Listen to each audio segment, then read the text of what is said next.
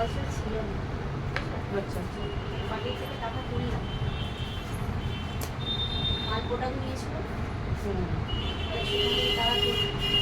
আমি কি ভাই আজকে কিছু দে অন্তত, তারপর পরে দিস। না তুমি 3 দিনে ওয়াশটা অন্তত আমার কাছে করে যেতে ভালো। টাকার জন্যই তো প্রবলেম পড়ে গেছে। পরে দিতে আমার কথা বলতে হবে, 3 দিনে ওয়াশটা করাটা খুব দরকার ছিল।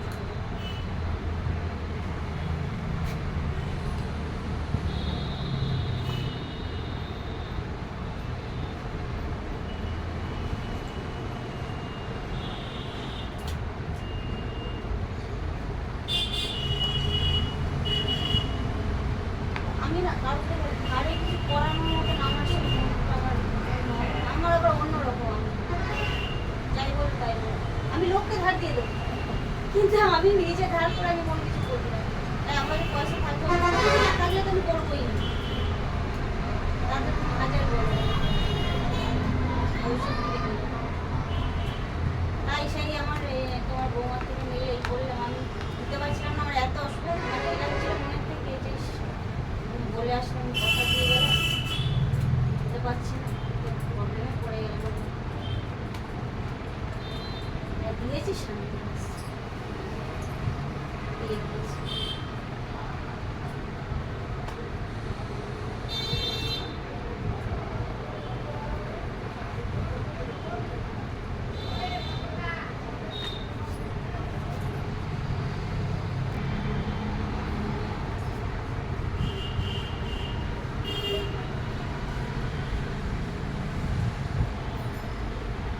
গলায় ঠান্ডা লেগে গেছে, এই ওয়েদারটা চেঞ্জ হচ্ছে না, ওয়েদার চেঞ্জের জন্যই তো প্রচন্ড গলায় ঠান্ডা লেগে গেছে। এমনিতে তো গলা টান নেই, তার মধ্যে ঠান্ডা লেগে গেলে আরো যেন হ্যাঁ হ্যাঁ হ্যাঁ, মানে দম বন্ধ হয়ে যাচ্ছে গান করতে গেলে। তাও দেখো কালকে করেছে, তাও গানটা হয়েছে না, প্রচুরটা বলতে যাচ্ছে। আমাদের বললাম গানটা চেক করে দাও, ঠিক করছে, কারণ ওর তাল সম্বন্ধে খুব জ্ঞান। আমার বলে কোথায় বীজ ছাড়তে হবে, কোথায় ধরতে হবে না, ও গান না দেখে বলে দেবে। তোমার তো সহযোগিতার একজন রয়েছে। হ্যাঁ হ্যাঁ,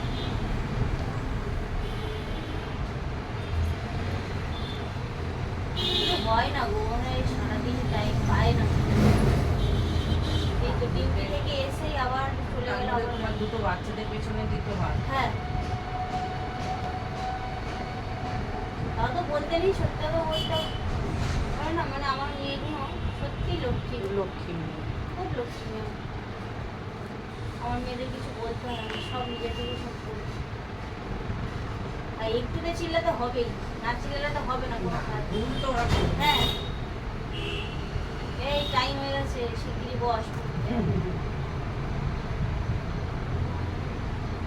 তো একটু স্কুল থেকে এসে একটু বাইরে খেলে, একটু বলতে না, একটু না খেলতে দিলে পরে তো ওদেরও তো আমার মনতেই হবে না, পড়তে বসবে না। কিন্তু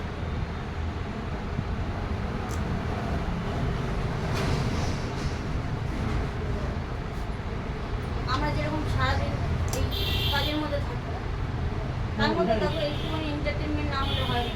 সবার সাথে একটু কথাবার্তা আলোচনা, একটু হাসি ঠাট্টা একটু না হলে তো ভালো লাগে। তো সারাদিন কি কাজ করি। কালকে একটা ফেসবুকে দেখছিলাম, ওই যে মোটা সোটা করে ছেলেটার কি নাম, ওই করতো আগে দেবের সাথে না হ্যাঁ, নাকি দুলাল দেয় নাকি রজত ওই যে মোটা সোটা ভিলেনের অভিনয় করতেন। না না, একটা বাচ্চার অভিনয় করতো না, সেই দেখেছো কিনা জানি না, সে প্যান্ট খুলে যায় বাচ্চাটা। ও অরিত্য। হ্যাঁ, অরিত্তনের কি বেজার নাম? হ্যাঁ অরিত্য। ওই ছেলেটা বলছে যে পড়াশোনায় জানা ছেলেরা যদি রাস্তায় যদি চাবি কি করতে বসে, তাহলে যারা ঠান্ডা করে বসে বসে যে এই বক্তৃতাগুলো দিচ্ছে তারা আগে বেঁচে গেছে, আমরা যাবো। ভেবে দেখো, মুখ্যমন্ত্রী মমতা বন্দ্যোপাধ্যায় কিরকম করে বলছে যে তোমরা সবাই একটা করে চায় দেবো, তাহলে পড়াশোনার তাহলে এটা বন্ধ করে দিকে একবার, তাই না? দিয়ে টাকা পাঠাক, সবাই ঘরে ঘরে বিজনেস করে বসে বসে।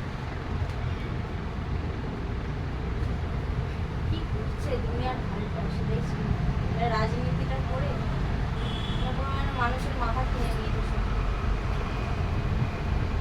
সব দিকে তো পয়সা খাচ্ছে বল আমাদের পয়সা খাচ্ছে আমাদেরকে আবার রিটার্ন আমাদের সে দিচ্ছে কিন্তু আমরা বুঝতে আমরা পারছি কিছু না। বুঝতে পারছি না। অথচ দেখো আমরা কিন্তু আমরা যখন কাউকে কিছু বোঝাতে যাই উল্টে আমাদেরই বুঝিয়ে দেয় আমাদেরকে বুঝিয়ে দেয়। আমাদেরই বুঝিয়ে দেয়